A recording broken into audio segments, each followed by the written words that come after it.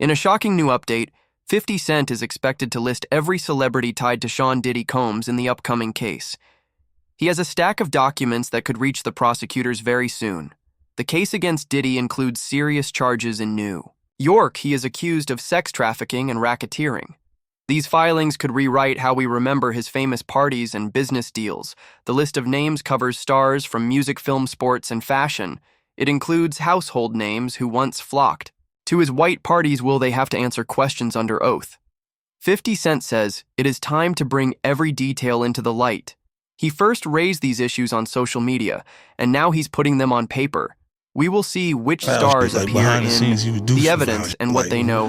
Hating on, like, doing things with people I done business with that he done business with. He would say shit that I was like, he said that to you? Right. I was like, yeah, so all right. You know what I'm saying? Like, you know, niggas don't know what they like till they see somebody with it. So they want the girls after you're done with them and shit. Yeah, leftovers. Yeah. Take your leftovers. A lot of have my leftovers. The new baby oil. It should start looking gray if you ain't got nothing on it. Got the new baby oil, bro. This ain't baby oil. Nigga, you ran through 8,000 jars of them in prison. You know what I mean? He was Ashy Larry. Relax. I mean, I still got everybody looking. Everybody know ain't no party like a Diddy party, so. Yeah, that's what's up. That's why I'm gonna be going to the puffy parties. Nigga hug you from the front and the back at the same time. What you talking about? And I'ma tell you right now, me and Dub C ain't never been to a Diddy party, motherfucker. Got so many essays. What's happening with Puffy? I know you're not really tapped in, but what is it? The last thing I saw was like a guy there. He was like, yo, he like pushed me into the truck. It really hurt. And he sounded me. I was like, yo, look, I could find other things to do for money. Did you see the video?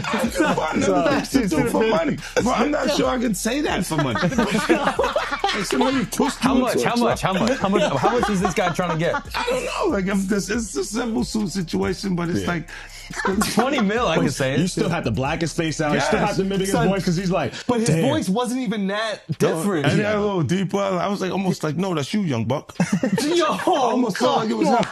I almost knew who it was. You know what I mean? I was like, nah, that's Buck. You trying to get money right. Yo, you can't say that dudes are having sex with other dudes, bro. That might come for you. One person who was always anti-Diddy and was always speaking about Diddy as a problematic person was 50 Cent. And it turns out that it's just been announced that he's created a docu-series on Netflix. I can't wait to see this. The other end of that, every person who has tried to speak out about this, who has tried to speak out about the industry, the type of people that are controlling the industry, the attacks that people face from the media if they try to speak out, is always the same. They're called crazy. And an example of one such individual who went through those sorts of attacks is the actor Orlando Brown. He was on Disney, and I remember everyone telling us that he was totally insane and deranged when he was saying a lot of things that at the time sounded crazy, particularly about Diddy. Take a listen.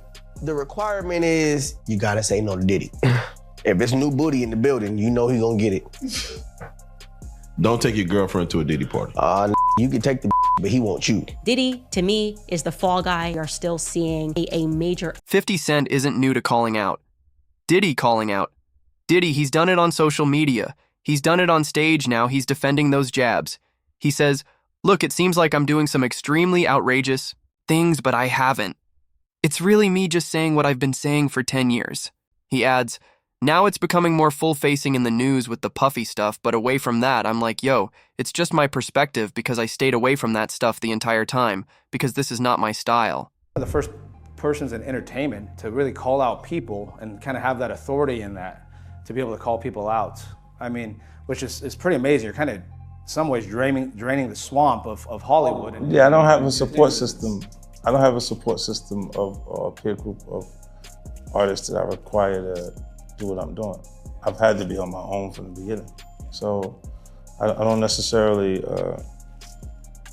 have a responsibility to behave a certain way, according to them. You know, and look, if I didn't have an award-winning director doing it, if I hadn't put the right people in place to produce it properly, I would understand why they would question or doubt anything that I'm doing. But you go to the 90s, and Keefy D said he paid him to do pop. Did he do it, right? Yeah, yeah. I know He did it. You've been heavy on social media talking about it. He did it. And I'm the only one who's been vocal about this long before it actually. Oh, you've been saying this for a long time now, and then no one was, they're just, why is he saying this? And now it's coming out like crazy. I mean, but I also didn't participate. I also didn't go to those parties. Yeah. So a lot of the celebrity culture that you don't hear saying anything is because they participated to a degree. Was there a reason you never went to those parties back in the day? Obviously, I know what was going on there, but is there a reason you never did? I'm just not with all that freaky shit. Like all of the stuff that he's doing, I'm not into that type of stuff. I'm just a little more, maybe you could say basic or normal. So it's not like he hate Diddy, but sometimes they might do shit that we don't know about. Well, for him to make the documentary, I think he hates Diddy. Nah. That's business. That's just business? Business. You wouldn't be mad. Look. You gotta really dislike someone to do a documentary about him. If Jimmy Iovine did the documentary, would people say he's mad at built more. Than Bad Boy Entertainment parties, he built an empire. Bad Boy Records, Revolt TV, CRK, Vodka, Dion Tequila, Fashion Line's film deals. Each venture thrived on his star network, and every celebrity linked to his world could feel the fallout a nod from. Beyonce or Jay-Z meant instant credibility. Now those same names could be dragged into these business records. 50 Cent's filings may include bank statements, contracts, and email chains. You'll see how money flowed, and you'll hear whispers of who got paid and who turned a blind eye. Entertainment. I named it Bad Boy because I wanted to go against the grain. Anytime you go against the grain, they consider you like kind of bad. Nothing negative, nothing like hardcore. Just, I didn't want to be regular. I didn't want to just make records. I didn't want to just make money. I wanted to make history. And that's all it's ever been about for me, making history. And making music that's timeless. Music that's gonna be around when I'm not here, when my kids ain't here. Music that is that good. And having artists and videos and things that, really affect way of life in a positive way. Affect style, fashion, music. Diddy once ruled Hollywood white parties nights. His white parties were legendary. Free-flowing champagne designer outfits are everywhere. Beyonce, Jay-Z, and Ashton Kutcher all rubbing elbows. Invitations felt like golden tickets, but that world comes with a price now. Every name on those guest lists could appear in legal filings. 50 Cent plans to lay out each connection. He'll show how those famous faces tied into Diddy's empire. You'll see the scope. You'll hear the whispers, and you'll wonder which star will shudder when their name hits the recording. Michael Rubin's all-white party, the real all-white party was Diddy. Hey, everybody know ain't no party like a Diddy party, so. Yeah, that's what's up. These started in the late 90s and continued on for a very long time. Now I'm gonna show you an announcement of him at the party, and he says at a certain hour the kids have to go home. But before I do that, take a look at all of these celebrities who attended these parties. I'm not saying the people who attended these parties are guilty of anything. I just want you to know how highly these parties were regarded. We are talking the highest names in every industry. What happens at these parties, I have no idea. You may have seen the clip of Keeping Up with the Kardashians where they talk about it a little bit, which is absolutely wild, but generally no phones were allowed, so good luck finding clips of the parties. But watch this clip. The legendary white party, it's the real white party. And to all the kids have like an hour left. So get extra comfortable, kids. So all the leaked footage of Diddy parties right now is going viral, and here's one clip. I mean, there's nothing wrong with this, right? Nothing crazy is happening. But why would they have anything crazy happening with cameras everywhere, right? Like, they're smarter than that, but there you guys go. More footage is going viral. Shabam. Give a shout out. Hit Mary J. Usher Music's heavy hitters, Mary J. Blige and Usher owe part of their rise to Diddy's label. He produced Bleach's 1992 debut. A fan favorite moment, Mary J's cryptic Instagram post in March about burning bridges as needed, was that about Diddy. Will they confirm those claims under oath, or will their silence speak louder than any statement Usher even lived with Comey's? In '94, both have stayed mostly quiet since the arrest on September 16th for racketeering and sexing. Combs pleaded not guilty on September 17th, but what will they say under oath? Will any of those mentorship moments become evidence? 50 Cent will ask the court to consider every photo, every handshake, and every whispered interview.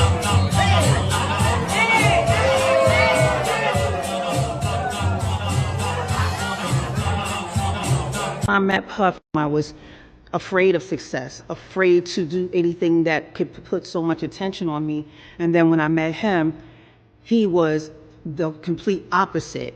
And he was such a good thing for me because I needed what he had. And so his ambition pushed me to be ambitious because I didn't know how, because, you know, when you come from where I come from, you're scared to be ambitious. You're scared to want more. And so when I met Puff, I was, you know, blown away.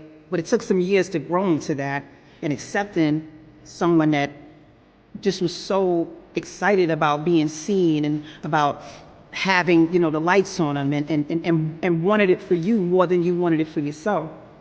So, I mean, Puff was a huge inspiration to me. I want you guys to know, man, it was a terrible thing when we found out that Mary J. Blige's tape came out.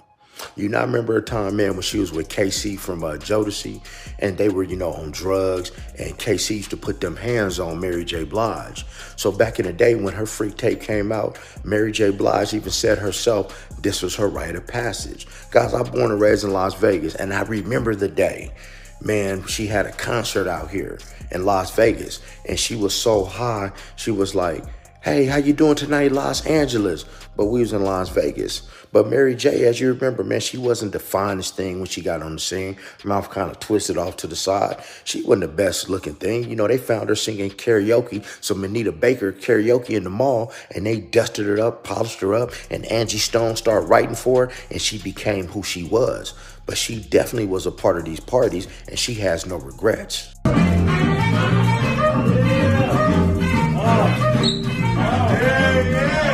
The gate, y'all remember the second album, but Usher does have a first album that's a classic that you know I executive produced. But most importantly, that's how he became my brother. And to see the way you grow, you have grown, and to see you get better with your craft, and to see the man that you've turned into and the consciousness that you have. I know you've been speaking to Harry Belafonte because you hooked me up with speaking to Harry Belafonte. So your consciousness, you know what I'm saying, has really been a shining example. And the way you just spoken and articulated yourself, imagine me having guardianship for you at 13, and then now you speaking the way that you speaking, you know what I'm saying? It's like, you know, I'm so proud of you. But don't hit me no more.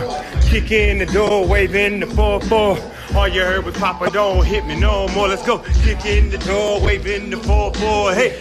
And there's Jay-Z, Beyonce, Jay-Z, Kanye West, Mariah Carey, and Drake. They hit Diddy's 50th birthday in 2019. Jay-Z even sat for that Vanity Fair portrait with Comba Mies. Now Jay-Z faces his own civil suit. He was accused of being a 13-year-old alongside Comba Mies back in 2000. After the VMAs, he denies it as blackmail. His lawyer blasted a demand letter as fraud. Jay-Z wrote, "No, sir, it had the opposite effect it made. Me want to expose you for the fraud you are in a very public fashion. Will the star's denial hold up once 50 Cent calls him to testify? Will Beyonce and Drake step into the box too? These moments could define the verdict." It's P. Sean, Daddy, Brother, Puff, Love, Diddy, Combs, or whatever the hell his name is now. We stopped trying to keep track. Celebrating his big 5-0 with some Elaine from Seinfeld moves at a gigantic party at his house. And everybody was there. The biggest names that were there, Kim and Kanye, Jay-Z and Beyonce. Is that the order that you want to do that in? Seriously, you forgot Dougie Fresh, who was also there. He should come first. The biggest part of the whole night was the fact that Jay-Z and Kanye actually shook hands. They squashed their beef, or at least for that night. Diddy's smiling like, look, I made this happen. Oh yeah, it was all you, Diddy.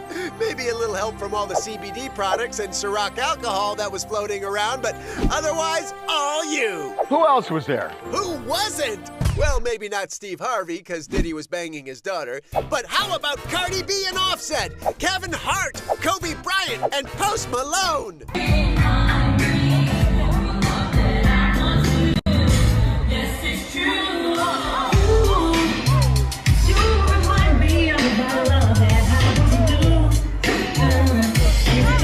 I've been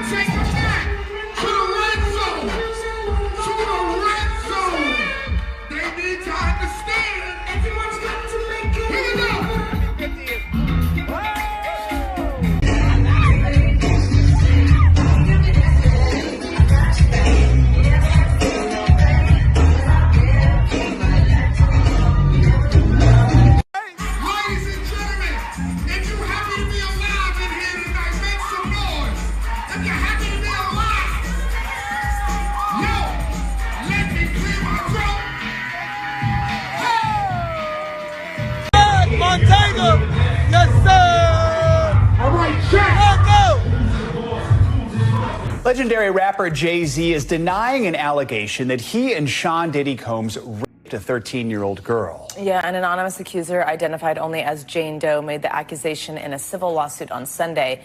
It alleges that the assault happened after she was driven to an MTV Video Music